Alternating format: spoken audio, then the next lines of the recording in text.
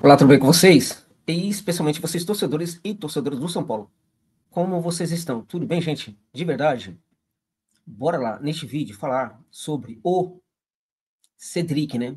Soares, jogador especulado como possível novo reforço do São Paulo para a lateral, né? Jogador português, dupla cidadania, né? Também é alemão, né? Como a gente sabe, e que estava treinando no São Paulo. E agora surge como uma grande oportunidade para o tricolor, tá? O Cedric, que já não é mais um garotinho, né? É um jogador que tem aí uma certa idade, 32 anos, né? 32 anos para 33 anos, 33 anos, na verdade.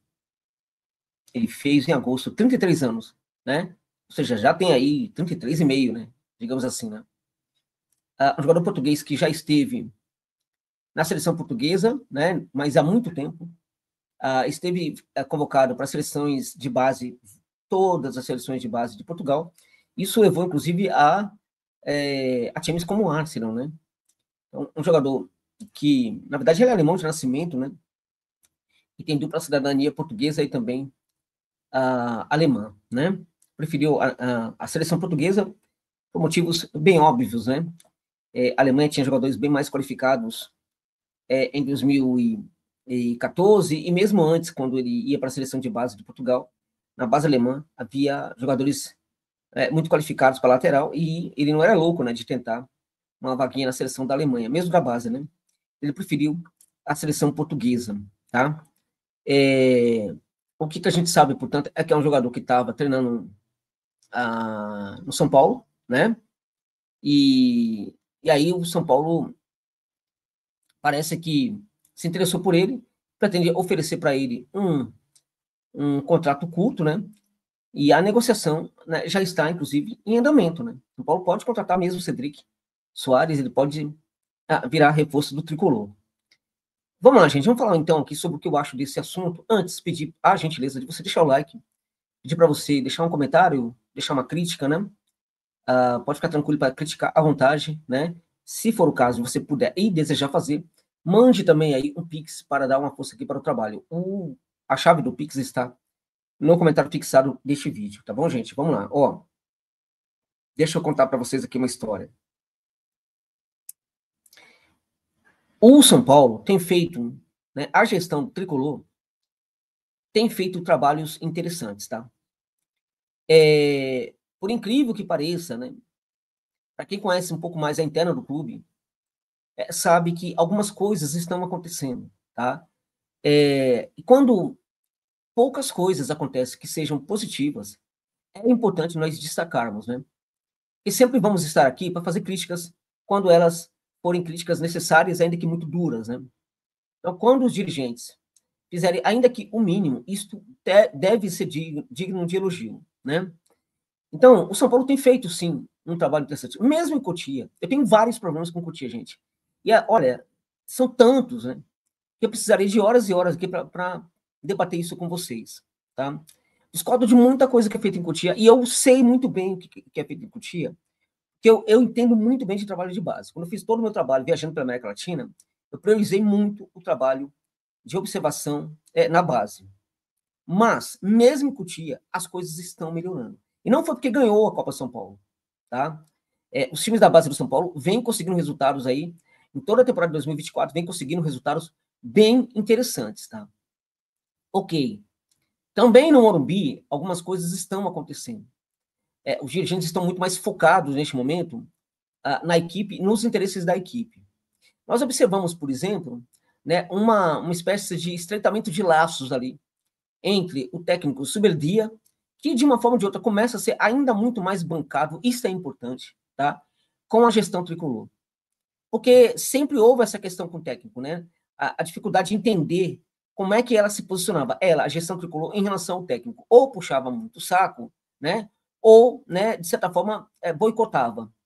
Eu não vejo nenhuma coisa nem outra acontecendo neste momento em relação ao trabalho do Zubeldia. Portanto, é importante nós destacarmos que o São Paulo tem sim feito coisas importantes. Uma outra, a despeito de alguns criticarem muito e tal, o São Paulo buscou um dos melhores jogadores de meio de campo nascidos no futebol brasileiro, que é o Oscar. pode claramente dar errado. Ele estava muito tempo na China, muito longe, e muito tempo longe, né, do futebol brasileiro, mas é um jogadoraço. Acho que é melhor contratar um Oscar, né? Ah, mas não tem dinheiro, Josa. Pois é, nunca tem dinheiro, não contrata. É melhor contratar o Oscar. E poucos outros jogadores, né, podem, por exemplo, ser necessários, pelo menos no setor do meio de campo. Oscar também pode potencializar o jogo de outros atletas, né? Então, é importante um nome como o Oscar. O São Paulo buscou o Enzo, que eu elogiava aqui quando ele foi contratado, muita gente me detonou aí, né? E nesses poucos jogos, o torcedor tem falado muito bem do trabalho do Enzo Dias ali na lateral esquerda, tá? A questão sobre a lateral direito, o São Paulo precisa de um lateral direito? Eu acho que sim, tá? Apesar de que temos ali alguns garotos que poderiam ocupar essa posição, mas dá perfeitamente para contratar um jogador, né? Até para que ele seja o guarda-chuva para esse menino aí que está vindo da base. O nome do Cedric é um nome interessante? É esse jogador que o São Paulo deve contratar? Este é o ponto. Se deve ou não deve. Bom, o Cedric, como eu disse, ele tem 33 anos. Em 2022, temporada 2022, ele teve uma importância mínima para o Arsenal, tá? Chegou a atuar em algumas partidas, tal, ainda assim teve uma minutagem pequena, mas chegou a atuar, sim, em algumas partidas até mesmo como titular. Na temporada 23 e a temporada 24, ele simplesmente não jogou, tá? Ele ficou quase o tempo inteiro no banco de reservas, né? Quase o tempo inteiro. E na metade da temporada anterior, né, ele ficou praticamente livre no mercado. O Arsenal simplesmente o deixou livre, não quis fazer um outro contrato com ele, e de lá para cá, nenhuma equipe foi atrás dele. Nenhuma equipe.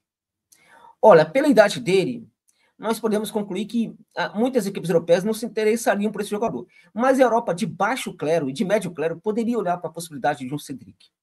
Os times portugueses também poderiam olhar para a possibilidade de um Cedric. Isto não aconteceu. Tá? Essa história de que ele estava no Morumbi treinando e aí virou uma oportunidade por causa disso, ele se interessou, São Paulo se interessou e tal, claramente que foi em virtude até de ele estar treinando no Morumbi que o interesse mútuo apareceu, tá? Mas a gente tem que tomar cuidado com essas oportunidades que estão aparecendo o tempo inteiro, porque elas não são necessariamente positivas, né? Então, é muito cômodo, né? Você simplesmente baixar um contrato com o jogador. Virou até moda, o jogador que está treinando no clube, né? Virou até moda já no futebol da América Latina, em especial, um jogador que vem treinar aqui no Brasil, né? E, em geral, depois, né, a comissão técnica fala para os dirigentes e os dirigentes apresentam um contrato para o jogador. Virou modus operandi de muitos jogadores que não têm mercado nenhum de virem treinar aqui no Brasil e acabam recebendo essa oportunidade. Então, é necessário fugir dessas armadilhas, tá? O Cedric, contudo, mesmo treinando no Morumbi, mesmo sendo um jogador que não foi tão aproveitado assim no Arsenal, notadamente nas últimas 2 temporadas, ainda assim ele poderia ser interessante para o São Paulo. Mas ele é interessante para o São Paulo? Na minha opinião, ele não é interessante para o São Paulo. Tá? Com todo respeito. Eu estou tentando aqui entender essa contratação, esse interesse. Não estou dizendo com isso que o jogador não vai ser importante para o São Paulo, que ele não vai se adaptar e virar um grande reforço para o São Paulo. O que eu estou falando é o seguinte: em nome daquilo que jogou o Cedric nas últimas temporadas, quando ele esteve em campo, eu diria para vocês, ele não, talvez não seja, em virtude disso, um jogador indicável para vestir a camisa tricolor. E sabemos, nós sabemos e nós temos toda a certeza de que ele chega para ser titular dessa equipe do São Paulo. Um jogador que não era aproveitado, né, e a partir de um certo momento passou a não ser aproveitado como reserva do Arsenal. Reserva. Claro que é o Arsenal, claro que é a Premier League, mas em alguns momentos ele não foi aproveitado como reserva, né, do reserva, né? Esse jogador serve para um gigante brasileiro? Eu acho que não necessariamente. E precisamos parar também com essa cultura de que qualquer porqueira que venha lá de fora serve e vai detonar aqui no futebol do Brasil. Eu, com isso, não estou dizendo que o Cedric é uma porqueira, mas essa é a mentalidade que nós temos aqui. Qualquer um que está no futebol europeu, que não serve para o futebol europeu, vai chegar aqui e vai detonar. E a gente precisa parar de desvalorizar o futebol brasileiro. Precisamos parar de desvalorizar os clubes gigantes do futebol brasileiro, como é o caso do São Paulo. Não é qualquer um que serve. E no caso do São Paulo, especificamente, todos os últimos laterais que o São Paulo tem contratado, né, sobretudo para aquela posição ali da direita, né, que vem da Europa, desde Daniel Alves, né, até o espanhol, né, e agora, enfim, não está dando certo, gente. Não está dando certo. Português também, não está dando certo. É necessário aprender com isso. Então, se a gestão do São Paulo tem praticado ações muito mais interessantes nessa temporada, deveria praticar essa ação também, de parar, né, para e aprender um pouco com os erros. O São Paulo já foi buscar esses veteranos para a lateral direita. Não funcionou, né? Nenhum deu certo. Por que que vai bancar mais um?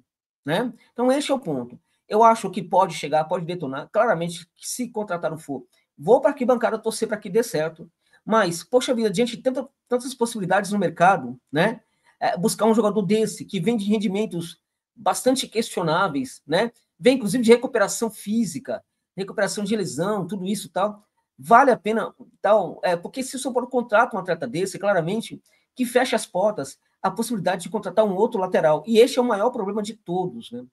Ele chega para ser titular e aí todo mundo se acomoda ao fato de que já tem um lateral direito ali, não precisa ir no mercado buscar um outro. Então, eu não indicaria o Cedric. Os números dele são complicados, às vezes acerta cruzamento, às vezes não.